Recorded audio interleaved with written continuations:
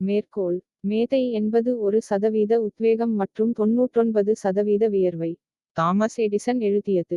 பொருள்: இந்த மேற்கோள் சிறந்த சாதனைகள் பிரகாசமான யோசனைகளை மட்டுமல்ல, முக்கியமாக கடின உழைப்பு, பொறுமை மற்றும் தொடர்ச்சியான முயற்சியையும் சார்ந்துள்ளது என்பதை கற்பிக்கிறது.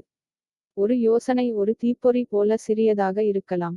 ஆனால் அந்த தீப்பொறியை யதார்த்தமாக மாற்ற, நாம் வியர்க்க வேண்டும், போராட வேண்டும், தோல்விகள் வரும்போது விட்டுவிடக்கூடாது. 1% உத்வேகம் அதுதான் அசல் யோசனை, படைப்பாற்றல், கற்பனை.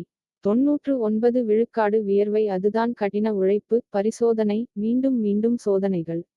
முயற்சி செய்து கொண்டே இருப்பதுதான் உண்மையான மேதை. சிறுகதை. தாமஸ் எடிசன் இந்த மேற்கோளை வாழ்ந்தார். எடிசன் ஒரு வேலை செய்யும் மின்சார விளக்கை கண்டுபிடிக்க விரும்பினார். அவர் இழைக்காக 1000க்கும் மேற்பட்ட வெவ்வேறு பொருட்களை முயற்சித்தார். ஒவ்வொரு முறையும் அது தோல்வியடையும் போது, மக்கள் சிரித்துவிட்டு அவரை வெளியேறச் சொன்னார்கள். ஆனால் அவர் எப்போதும் கூறினார், நான் தோல்வியடையவில்லை. வேலை செய்யாத 1000 வழிகளை கண்டுபிடித்தேன். இறுதியாக, பல தூக்கமில்லாத இரவுகளுக்குப் பிறகு, பல்ப் எரிந்தது, உலகை என்றென்றும் மாற்றிய ஒரு ஒளி. வெற்றி என்பது யோசனையிலிருந்து மட்டும் வரவில்லை. அது இடைவிடாத முயற்சி மற்றும் விடாமுயற்சியிலிருந்து வந்தது. நீதி: ஒரு கனவு நாம் அதற்காக உழைக்கும்போதுதான் வெற்றியாகிறது. 1 அல்லது 2 தோல்விகளுக்குப் பிறகு நாம் கைவிட்டால், ஒரு அற்புதமான யோசனை கூட பயனற்றதாகவே இருக்கும்.